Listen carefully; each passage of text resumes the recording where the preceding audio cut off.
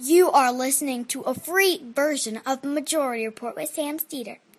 To support this show and get another 15 minutes of daily program, go to majority.fm, please. The Majority Report with Sam Steeder. It is Tuesday, October 30th, 2018. My name is Sam Steeder. This is the 5-time award-winning Majority Report. We are broadcasting live, steps from the industrially ravaged Gowanus Canal in the heartland of America, downtown Brooklyn, USA. On the program today, L.A. Kauffman on how to read a protest, the art of organizing and resistance. Also on the program today, apparently Donald Trump thinks he can end the constitutional right to birthright citizenship by executive order.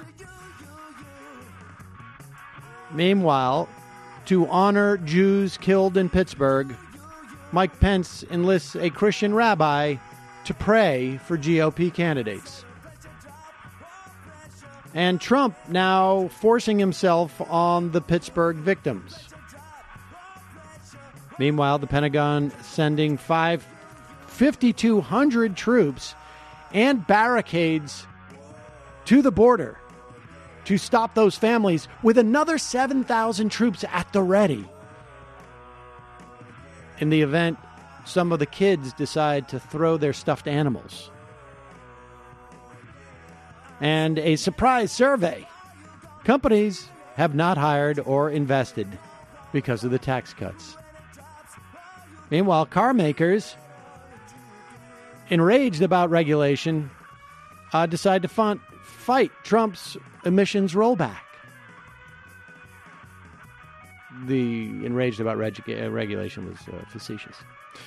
Kristen Sinema up in Arizona, but the Greens could play the spoiler role. South Carolina GOP asked the Trump administration the right to deny Jews the opportunity to be foster parents. And the Kansas racist would-be bomber pleads the Trump defense. All that and more on today's program, ladies and gentlemen. Oh, just wonderful. The days leading up to this midterm, of course, will continue to be a wealth of riches on just how wretched and horrible things can be, ladies and gentlemen. But we are hoping to be here for you to make it all the much more, amusing and take the edge off. Right. Sure. Of course. Can hear it in our voices and see it on our faces. We're not taking any of this particularly hard either. One of the reasons why we wanted to have L.A. Kauffman on today to talk about this is because of sort of the sense of burnout and of relentlessness of what we're going through, and in some instances, hopelessness. I mean, right now is a very difficult period of time as in the lead up to the midterm elections, because so much of what is going to take place over the next 2 years is going to be a function of what happens with these elections. At least in the context of our government. What we do is up to us, but certainly how much folks can be on the defensive versus on the offensive is going to be, to some extent, a function of what happens in a week. I would suggest that if you are feeling burnt out and distraught, go out and knock on some doors or tell some people to vote, or it's very easy to get involved in a call bank. You can go to Swing Left, I think, has some pretty easy stuff, or just look on your local your local candidate's website, but you can get involved in some way, and at the very least, it will channel some of your anxiety into something that, it could be positive. It's certainly not going to be negative. And so, get out there in the next week. And you get to be around like-minded people, which is so important. Yes, there's all sorts of good reasons to do it. And so we'll be talking to L.A. Kauffman in a moment. I should tell you, folks, though,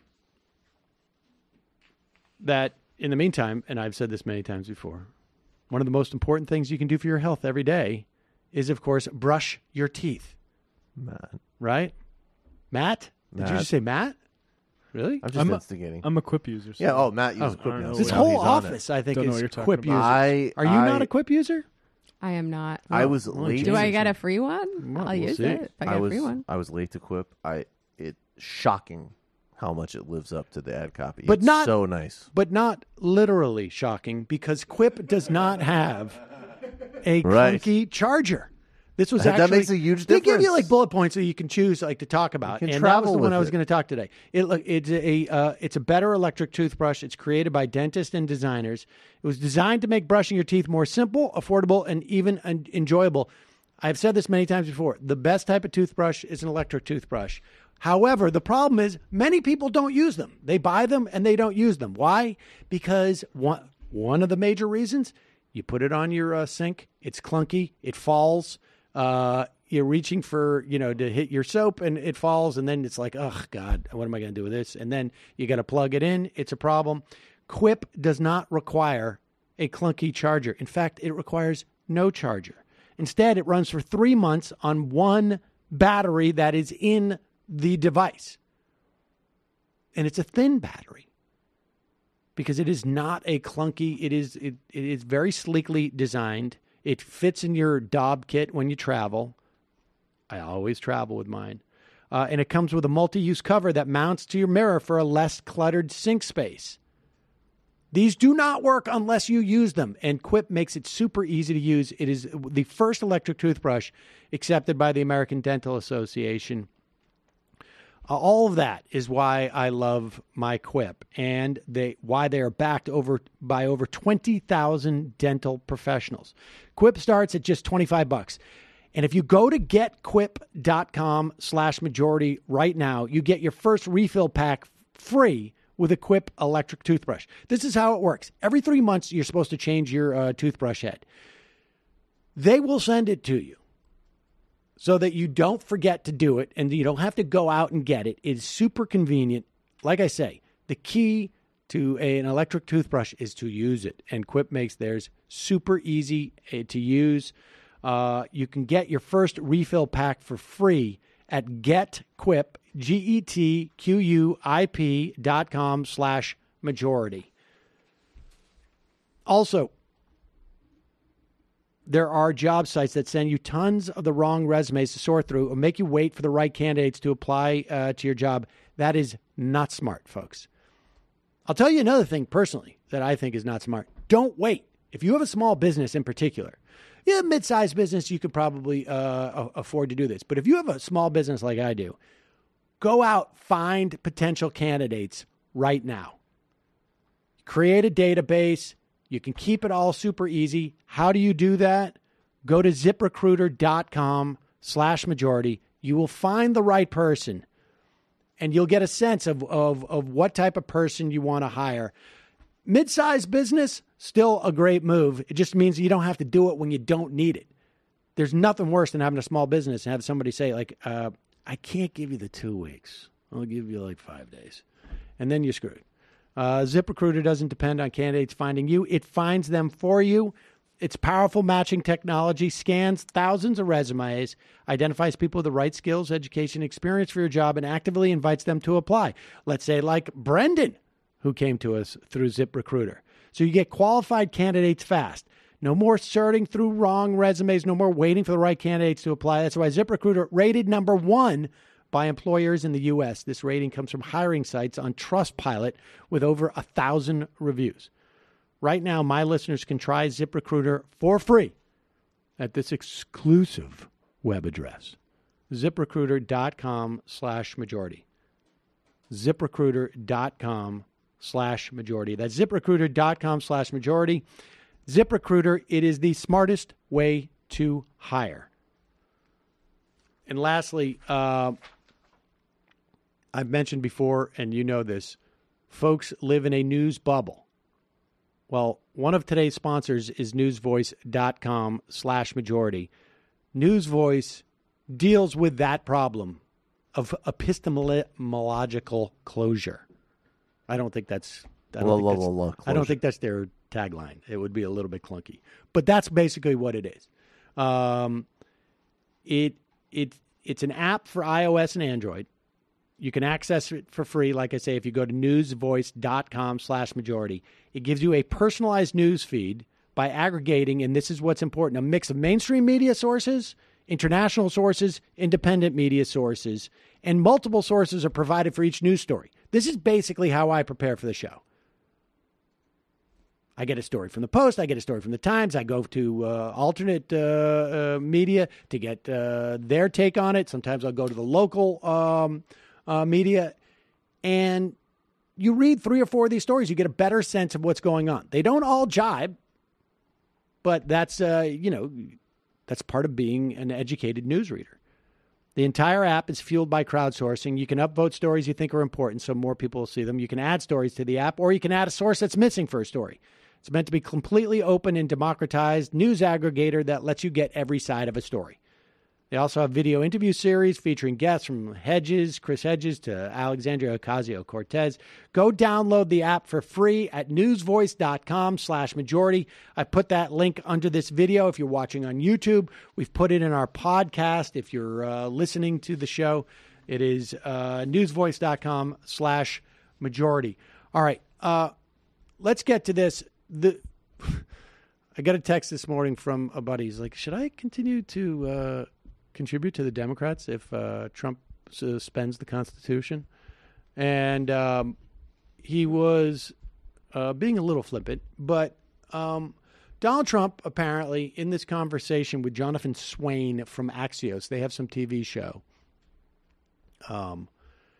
called I don't know what, and I don't care. And in this clip, Swain is clearly goading him on. So there's a part of this that is, classic Trump bravado, like, oh, you're making a challenge to me? Yes, I'll meet it. But look, they've been talking about this in right-wing circles for a while. Lindsey Graham apparently came out and said, oh, thank God somebody has finally looked at this. Here is Donald Trump being asked whether they want to go after birthright citizenship, which is ensconced in our Constitution under the 14th Amendment.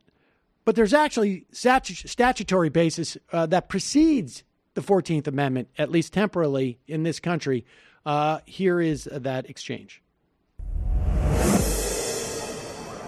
On immigration, some legal scholars believe you can get rid of birthright citizenship without changing the Constitution. With an executive order. Exactly. Right. Have you thought about that? Yes. Tell me more. It was always told to me that you needed a constitutional amendment. Right. Guess 14th what? Amendment. You don't. You don't. Number one, you don't need that. Number two, that's in dispute. You could definitely that's very much in dispute. Well, you can definitely do it with an act of Congress, but now they're saying I can do it just with an executive order. Now, how ridiculous! We're the only country in the world where a person comes in, has a baby, and the baby is essentially a citizen of the United States for 85 years with all of those benefits. It's ridiculous. It's ridiculous. And it has to end. Have you talked about that with counsel? Yeah, I have. So where in the process? It's in the process. It'll happen. 2 with weeks. an executive order. That's what you're talking about, right? Yeah, That's it's a exactly very what I'm interesting talking about. I didn't think anybody knew that but me. I thought I was the only one. Jonathan, I've got a good impressed. guess. Good I'm guess. impressed. Now, he sort of grins, and I think part of it, he grins because we can't see what Jonathan Swain is doing when he says, like, are you doing that? And he's like, yeah, no, it's in the works. That's why I think he grins, because I think Swain looks at him like, I know you're lying. And Trump knows that Swain knows that he's lying, and so he sort of smiles. But there's no doubt that they like the idea of this being put out there now. And just a couple of things that you should know, because the president is, I don't want to say a pathological liar, because I think that he has a reason every time he lies, but he's just a liar. Like I said, the birthright citizenship is ensconced in the 14th Amendment. All persons born or naturalized in the United States, subject to jurisdiction in the United States, are citizens of the United States and the state wherein they reside. So if you are born in the United States, you are a citizen of the United States and the state in which you reside. You can go into the weeds in terms of the implications of jurisdiction, but the 14th Amendment also contains an exemption for people who are not within the United States. So you hear a lot like, oh, this was only supposed to serve to make sure that slaves who were brought to the United States became citizens, and their descendants became citizens. They wanted to make sure that, and that's all it's limited to. But if that's all it's limited to, then Congress would not have seen fit to add these other exemptions. When Congress passes a law, or in this case, a constitutional amendment, and they specifically cite exemptions, it is more evidence that anybody not listed in those exemptions are considered falling under the auspices of the statute or the amendment. So the two exemptions are for Native Americans, because they aren't subject to the same jurisdiction as non-Native Americans because of our relationship with these tribes, and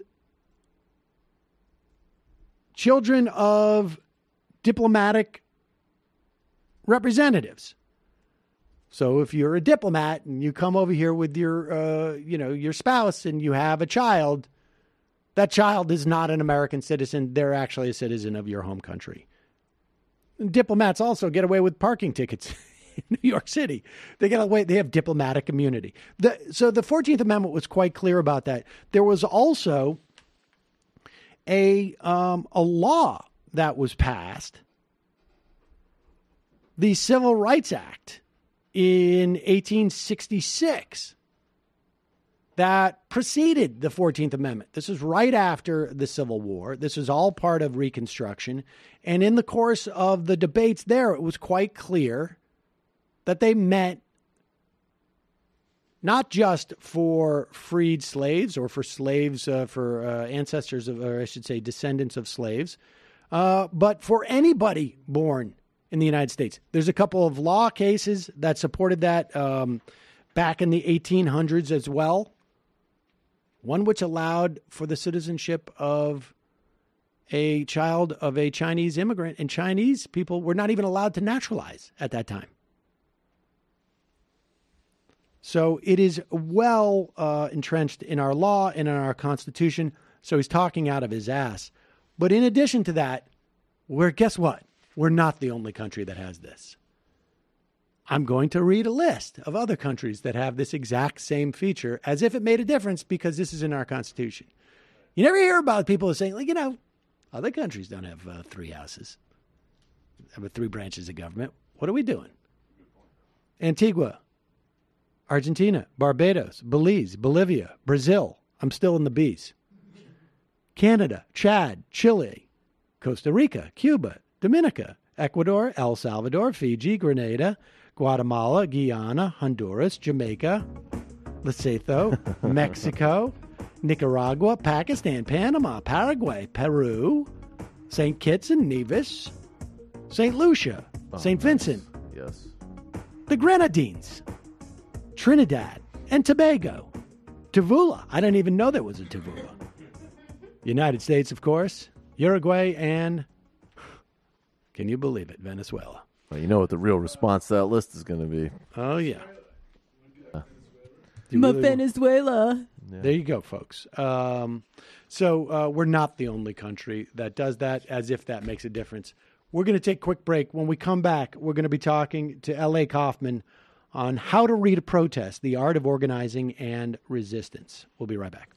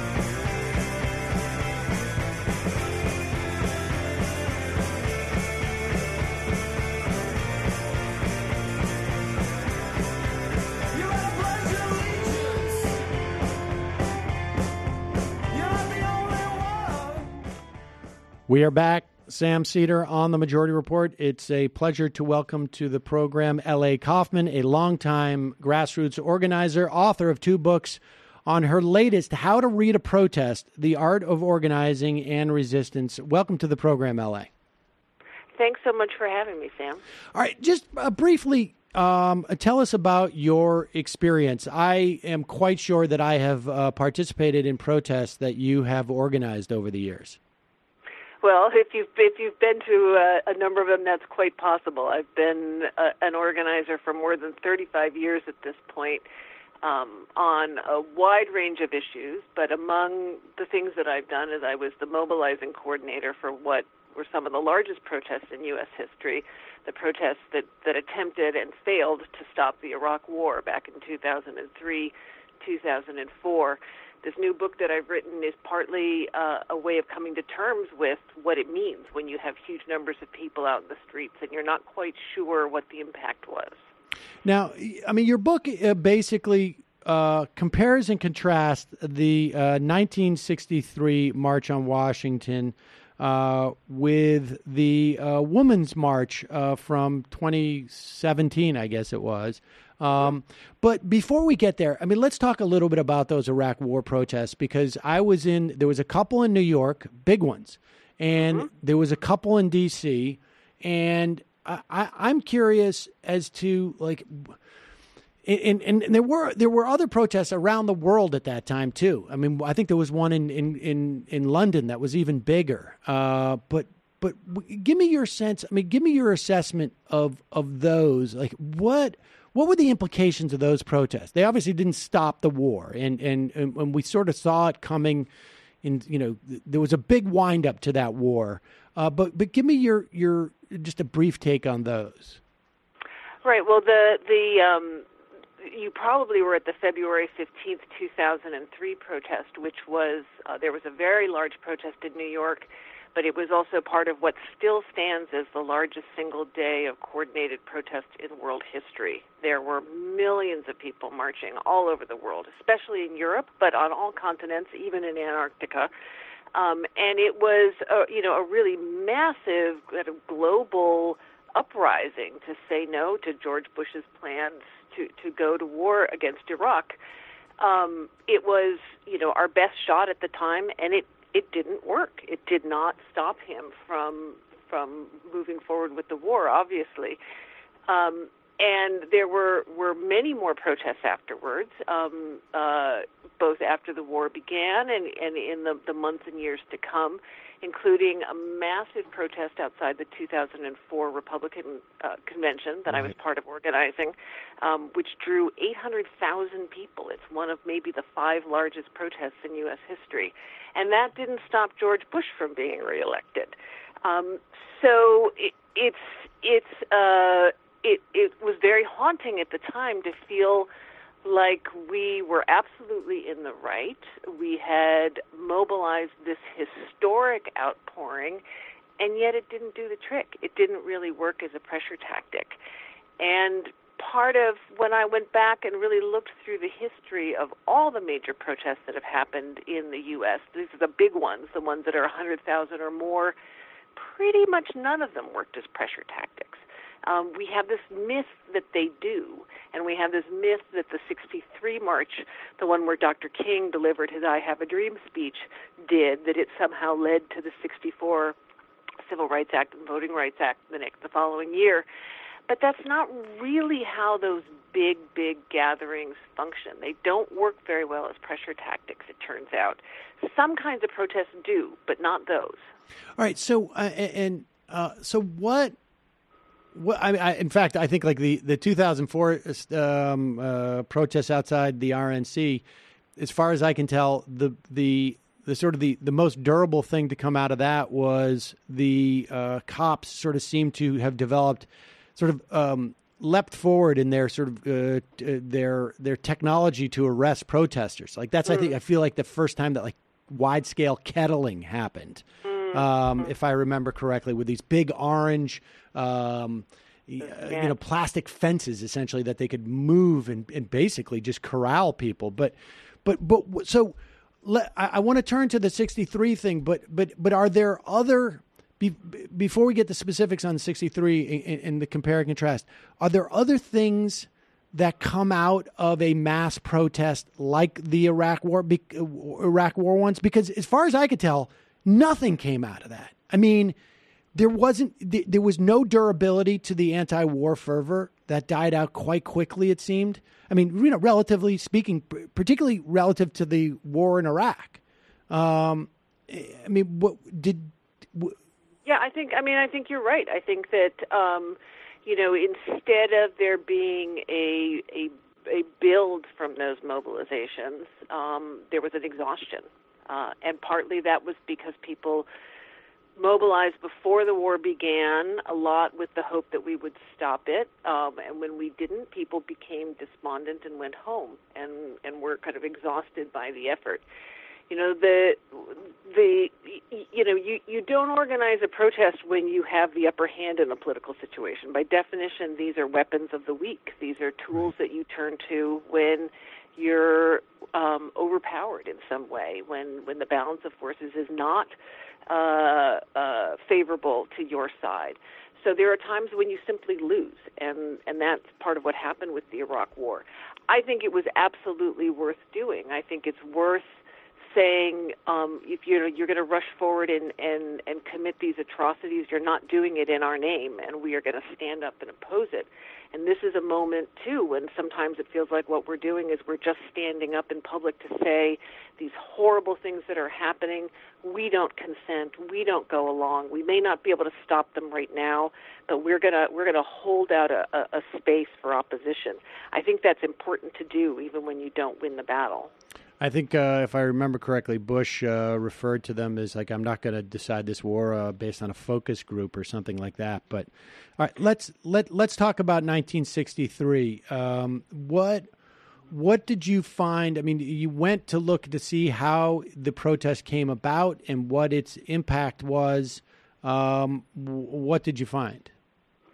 Yeah, I really wanted to look behind the myths of that protest. It's obviously, it's what most people think of when they think of a protest at all, when they think of a big protest march, and it still inspires people. So that is one of the ways in which protests work, is that they inspire people, they galvanize people, they provide hope, and it certainly did that and continues to do that. But it's interesting when I went into the archives, there's wonderful archival material about the organizing of the march, to look at some of the nuts and bolts of how it was put together and what came out of it. Interestingly enough, it actually didn't build any of the organizations that came together to make it happen. If anything, it kind of depleted them.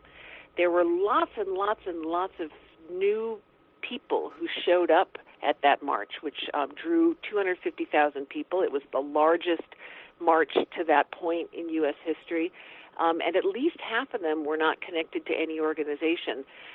But the organizations weren't really able to incorporate that new energy and build from there. So while there's some loose way in which it helped sustain momentum, it didn't actually sustain organizing momentum, which is a contrast with the 2017 women's marches, which happened very differently and had a very different outcome. One of the things you noted that just struck me about the 63 march was about the signs. Just tell us about what the implications, or what surprised you about those signs. Yes, it was.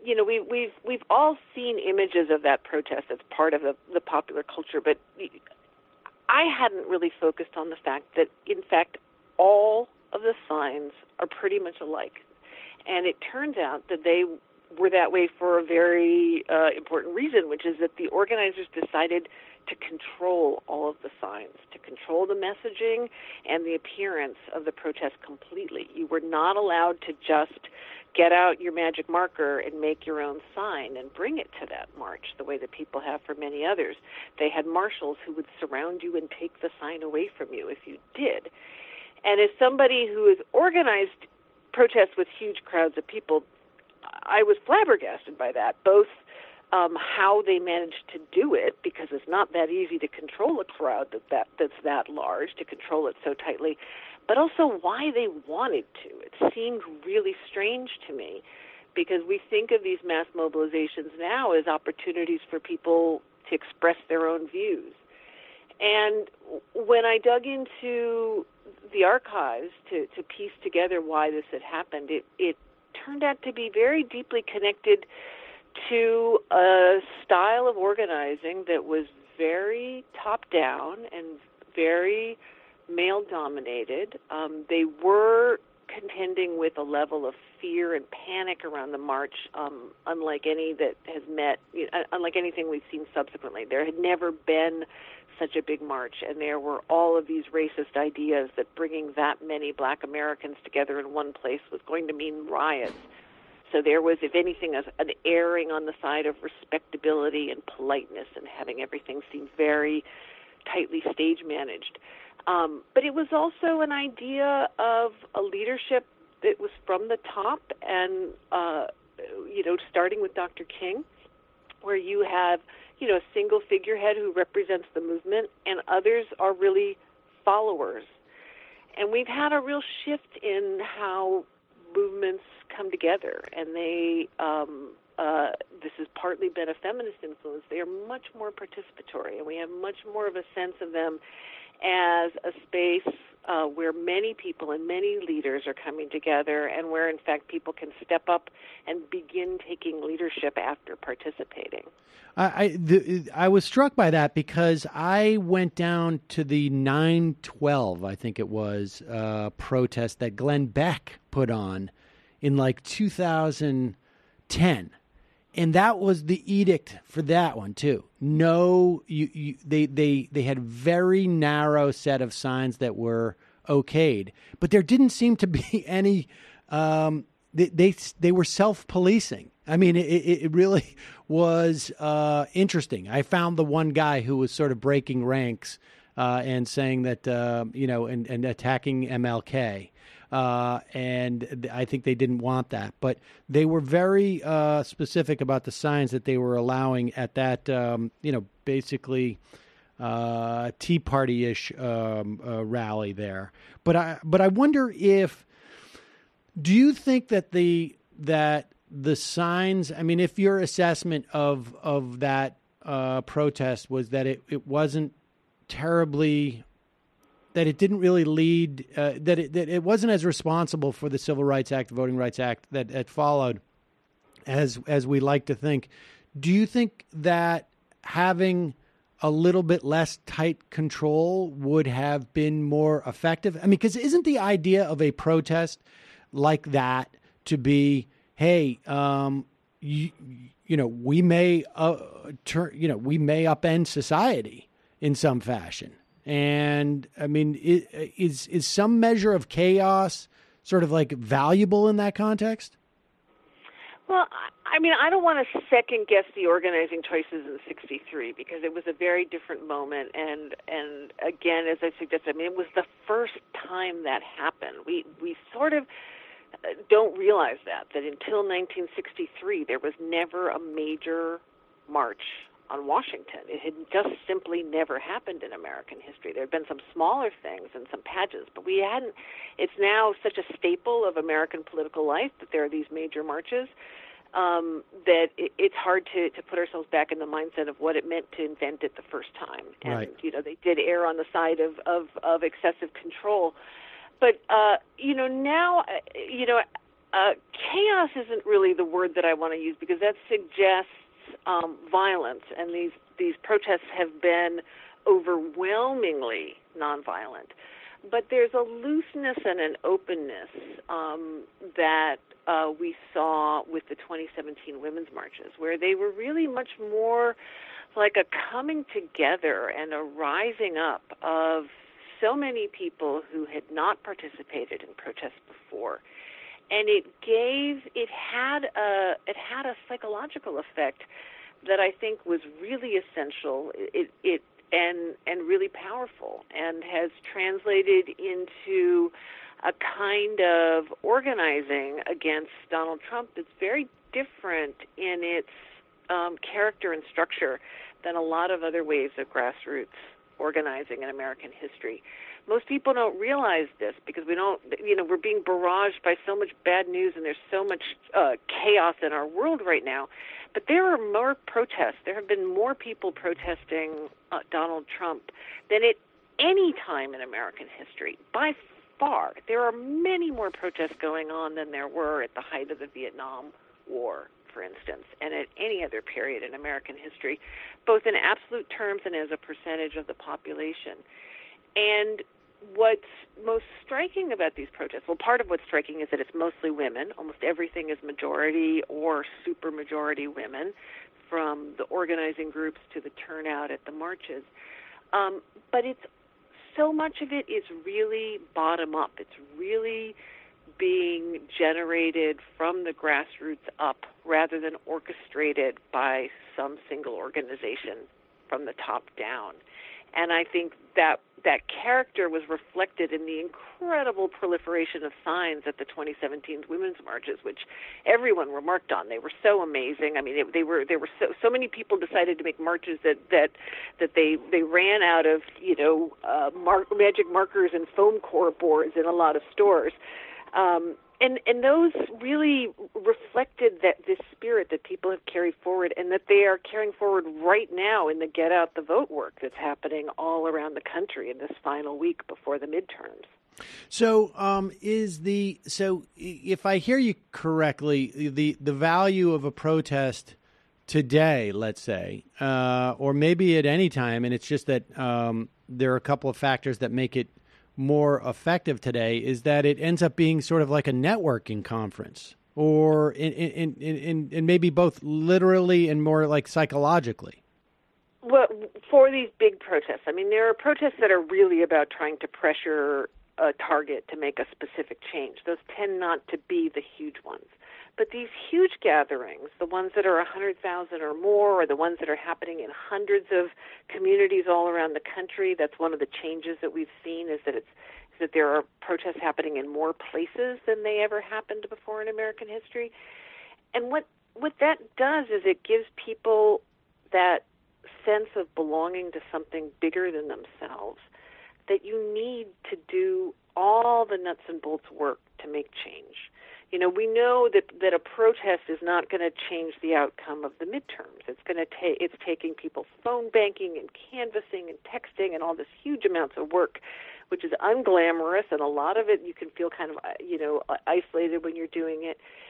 These big protests, what they help give is that sense that we need, that we belong to something bigger than ourselves, that we are standing shoulder to shoulder with other people who share our values. and that we are together really creating a movement. And that's almost like the foundation we need to do all the other work. Well, I mean, why do you think it is the case that if there is more sort of like protests, just generally speaking, during this time than during the Vietnam era, that there's a sense of sense of less awareness of it? Well, partly the media environment has really changed, and there has been such a kind of crazy barrage of bad news under Trump that people are sort of feeling all this whiplash. I'm not quite sure why the sense of protest has not been cumulative, but I think a lot of the protests that have happened so far have been mostly expressive. They've mostly been these protests where people are coming together to say we stand against gun violence, or we stand for science, right? A lot of the big mobilizations that there were in the first year.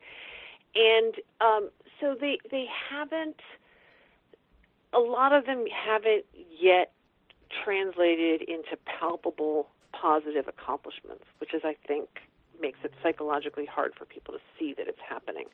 We don't know, you never know what you've prevented from happening, right? You never know how much worse things might have been, how much more emboldened the Trump administration might have been if we hadn't had these, somewhere between 15 and 22 million people marching in the streets. We haven't, pressured Donald Trump into resigning, alas, or turn things around dramatically yet. So it may partly be because of that.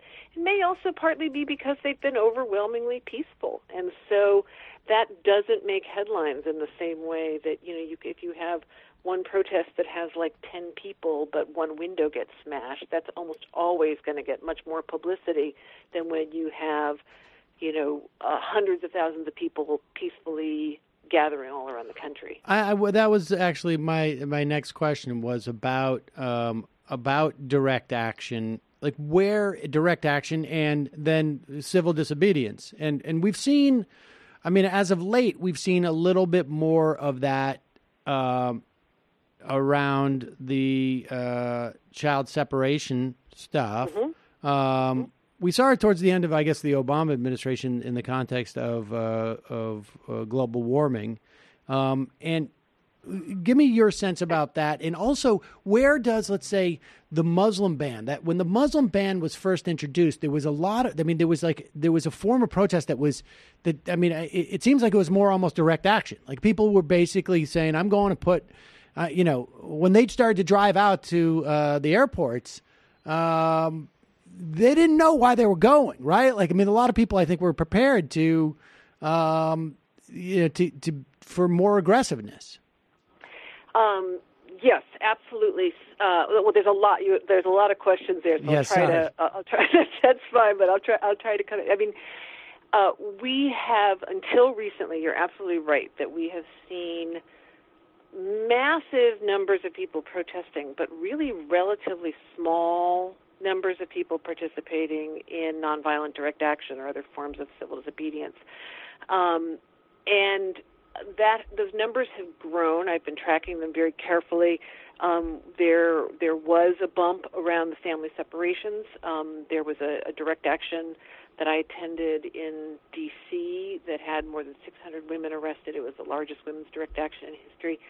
And then there were, in the course of the Kavanaugh fight, there were, I believe the final number is 1,259 people, mostly women, arrested in a series of actions, some of which got a lot of publicity on Capitol Hill. So there has been an increase in direct action, but it's still really relatively modest compared to some past movements in American history. My first book was called Direct Action and was a study of when and where those forms of disruptive protest have been used over the last 40 years. And I think, everyone right at the moment is very focused on the midterms, right. But I expect that we're going to see a lot more direct action after the midterms and in this second part of Donald Trump's term. I think that's where the energy is moving, is that people are realizing these big marches bring us together and they inspire us and they build a sense of movement. But in order to really create change, we do need to look to some of the stronger forms of protest that have worked in the past, that groups like ACT UP used so powerfully to transform the nature of medication and treatment for people with HIV. So I think we're going to see a lot more of that going forward. Those are the kind of protests that tend to work better as pressure tactics.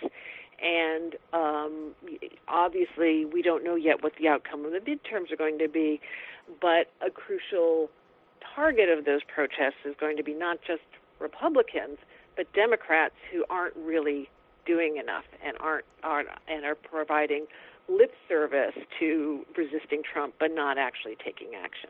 I want to put a pin in that for a second, and just also note that there was a substantial amount of direct action, or I should say, a poignant direct action regarding the ACA by folks from the disability community.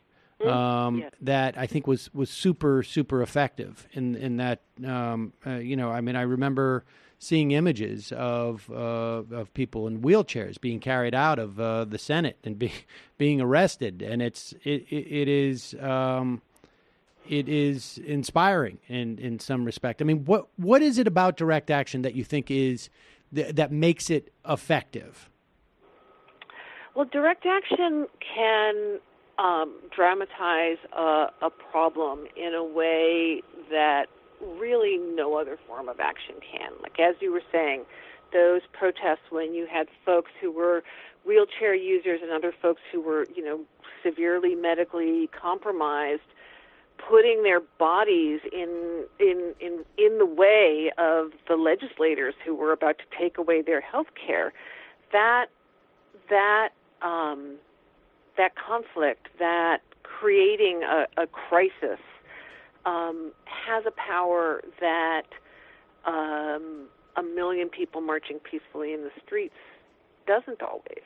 And so that's one of the ironies here, is that you sometimes we think sometimes that a protest that its power comes from its numbers, but it doesn't always. Sometimes the power of a protest, some of the most powerful protests in American history have involved very tiny numbers of people, whether it's Rosa Parks or, the students who sat in at the lunch counters. There's something about directly putting your body in the way of an injustice, and something about creating a crisis for decision makers, as Dr. King put it in his letter from the Birmingham jail, that has a political power that no mass march that we've seen in American history ever had. But I want to return to, you invoked the airport protests after Donald Trump announced the first version of the Muslim ban, which were extraordinary. And those were they weren't fully spontaneous. They were organized. There were longstanding immigrant rights organizers who, there was a text loop and the word went out to other organizers. But then there was a groundswell and people just showed up. Again, the numbers, if you look at the numbers were not the numbers we had with the women's marches. These were not millions of people. It was thousands of people, but it was thousands of people in this kind of a nearly spontaneous feeling uprising. And there is a power to that, and a power to that momentum that that I think is something that we've been missing. Like with the Kavanaugh protests, we never had the moment. We had a lot of people doing extraordinary work. I was down there on Capitol Hill. The the tenacity of the people who were speaking out against Kavanaugh was extraordinary. But we never had the moment where like 20,000 people went and surrounded the Hart office building. And I have to wonder if we had had that kind of a groundswell, if people had felt empowered to come and do that, might that have changed the dynamic? Might that have dramatized the feeling of crisis surrounding the ramming through of this evidently unfit person to serve on the Supreme Court? Those kinds of moments when it's a like drop everything and show up can sometimes be the most powerful protest of all. Well, I mean, what should people do if they come across a direct action and they're not? I mean, I guess in terms of like helping it, I guess if people are lying down in the street, lie down in the street with them. But if they're not prepared to put themselves at that type of risk in that moment, what else can they do in the moment or afterwards to help that endeavor? Oh, there's so much you can do. I mean, people see the numbers of people who get arrested and never know that there's always a lot of other people there providing various forms of support, which can range from, posting it on social media to get the word out to being there waiting outside the jail when people get released with sandwiches and some hot coffee and a hug.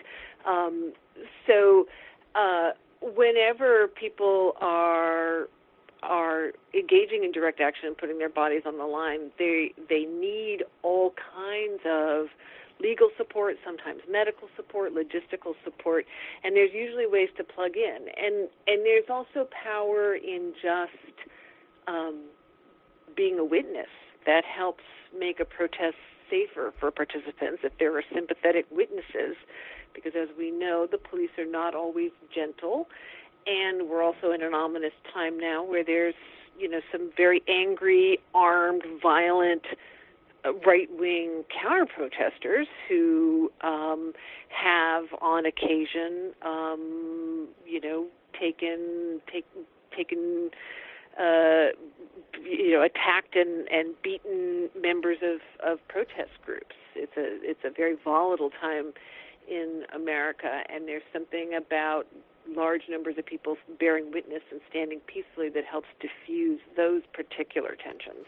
What do you recommend for people who are feeling burnout? And I guess maybe my sense is that if the Democrats take the House, it's going to be it's going to be re-energizing to people. That people are there's going to be more of an impetus to protest and to get involved because people are seeing some measure of, some reason to be hopeful and also have some leverage. Like you say, protesting against Democrats from the left is a lot more effective, it seems to me, than protesting against Republicans from the left because they have more reasons to fear them, it seems. Is my assessment of that correct, A? And B, I mean, what... and maybe I'm asking you multiple questions at the same time, but okay. but I mean, is my assessment of that correct? Is that like having some leverage and a toehold is going to provide some energy and is because it's more effective? Yes, absolutely. Well, and also because it means we have more institutional power. We, broadly speaking, I'm not one with the Democratic Party, but we more or less the side that stands for democracy instead of fascism at this point, just to be blunt. I think right now, in this week, nobody's allowed to be burned out. Like, it doesn't matter how tired you are, how discouraged you are, how depressed you are. Everybody needs to throw down this week. And to link up this discussion we've been having about protests with what needs to happen in this final week for the midterms, part of the thing about protests is that part of the way that protests work is that they have a sort of a multiplier effect, right? 4 students at a lunch counter had this enormous multiplier effect. And when we think about voting, we can get discouraged because you're like, okay, yes, you've got to go out and vote, but you just have one vote, and that there are all these efforts to to suppress the vote by the other side, and it can feel very discouraging. But the thing about get out the vote work is that it has that multiplier effect. If you're knocking on 50 doors or calling 100 voters or texting a couple of thousand voters, as you can do with these texting programs, you're multiplying your effect. And that is what everybody needs to be doing in this last week. It is so crucial that we seize on this opportunity to regain a toehold of institutional power in this moment, because, as you say, that is what gives us leverage and possibility going forward. So I know, it's been, just an awful time, and there's all kinds of reasons for people to feel like curling up in a little ball in the corner, and we can't. We have to do everything we can this week so that we can, whatever the outcome on November 6th, at least we need to wake up on the morning of November 7th with no regrets, knowing that we have done everything we can to turn this around at the polls. L.A. Kauffman, the book is How to Read a Protest, The Art of Organizing and Resistance. Thanks so much for your time today. I really appreciate it. Thanks so much for having me, Sam. It's been a pleasure. All right, folks, we're going to head into the fun half, wherein we will have fun. And it may even be more than a half. So we got that going for us. Folks, it is your support that makes this show possible. You can become a member by joining the Majority Report by going to jointhemajorityreport.com. When you join the Majority Report for just literally, dimes a day. Pennies. Technically, I guess it's pennies. It's just a lot of pennies. A lot of pennies to have. Pennies are very useful currency because it's 1 cent, so you can pretty much do anything in pennies. That's right, Matt. See, this is the type of stuff that you get, the fun half. These type of...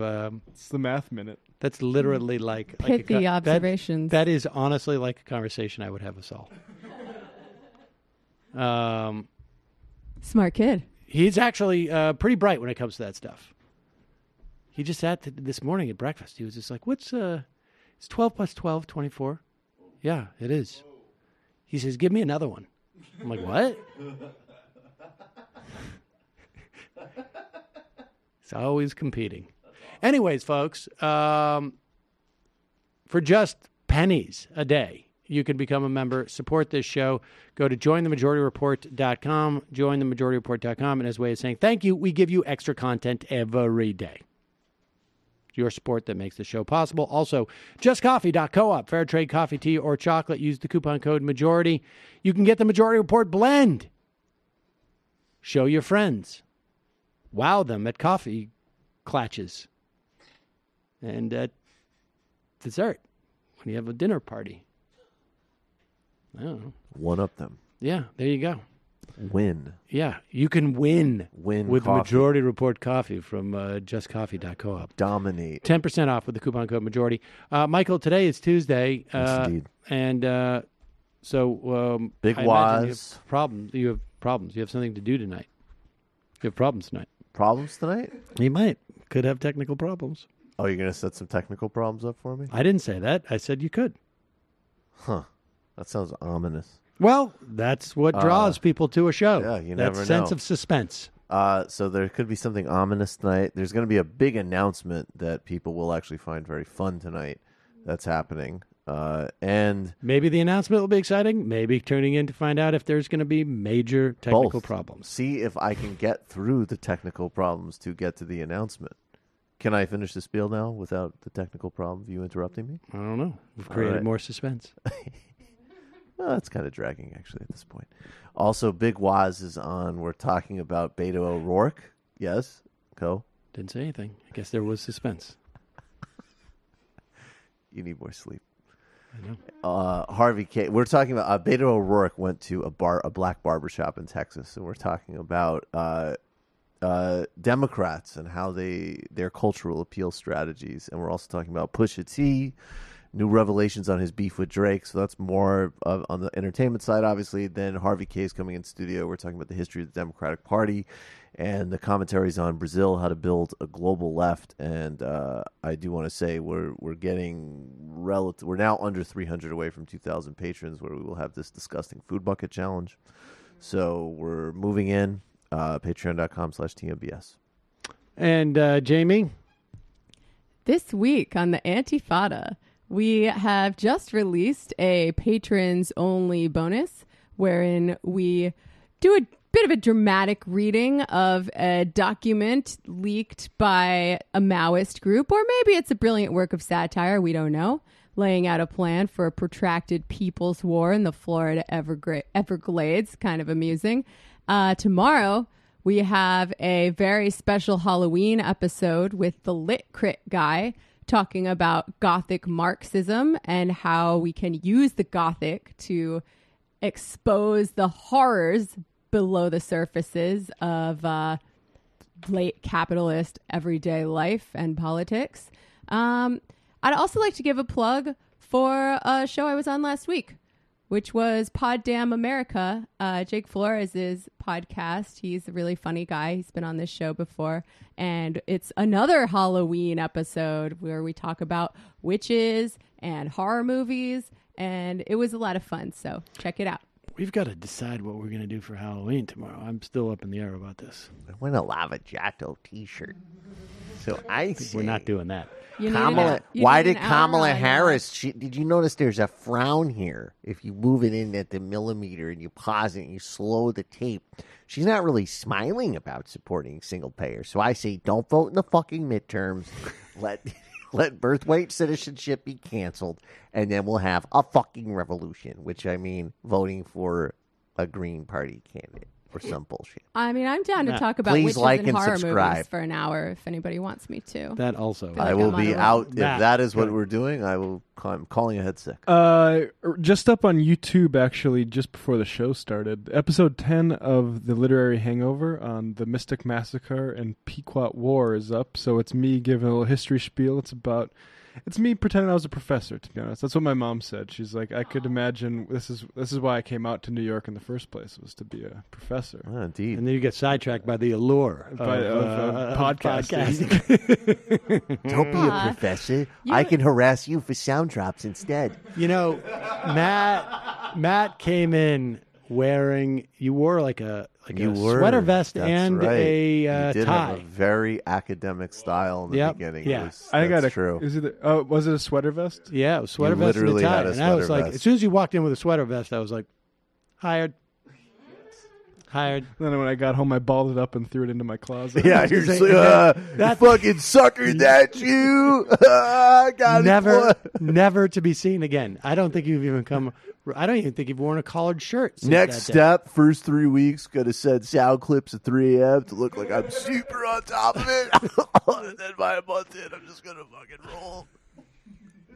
Literary Hangover on Patreon. Thanks, everybody. Michael just literally, it was like his work of memoir when you said that.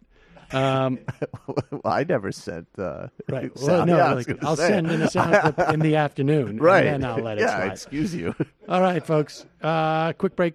Fun half. 646-257-3920. Take your calls. All that. Bye.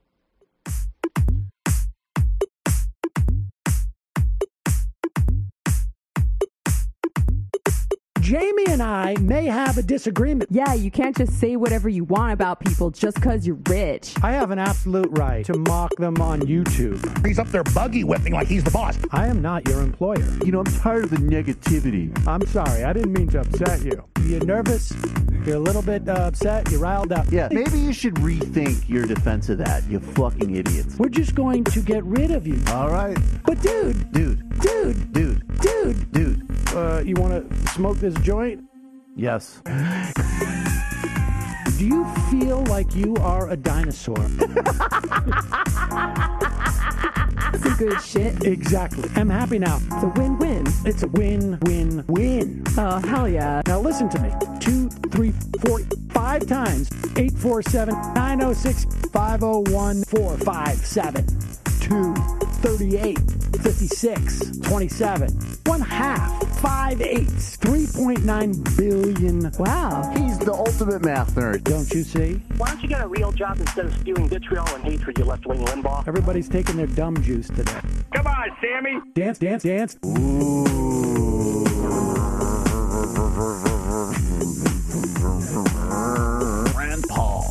first post-coital scene with a woman. I'm hoping to add more moves to my repertoire. All I have is the dip and the swirl. Fine, we can double dip. Yes, this is a perfect moment. No.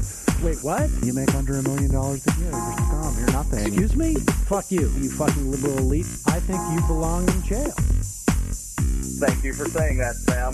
You're a horrible, despicable person. All right, gonna take a quick break. I want to take a moment to talk to some of the libertarians out there. Take whatever vehicle you want to drive to the library. What you're talking about is jibber jabber. Classic. I'm feeling more chill already. Good. Donald Trump can kiss all of our asses.